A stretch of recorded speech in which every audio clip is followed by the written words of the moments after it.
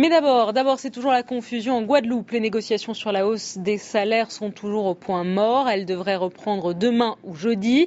Mais Yves Gégaud, le secrétaire d'État à l'Outre-mer, se dit optimiste. Ce soir, on s'approche d'une solution de sortie, a-t-il déclaré.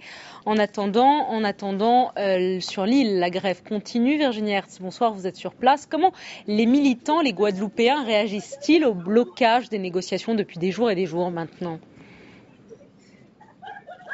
Alors écoutez Léa, les militants dans leur ensemble ont réagi plutôt avec calme, même une certaine forme de fatalité ou de sérénité, comme s'ils s'attendaient à ce bras de fer et à ce que Paris donne une réponse tardive.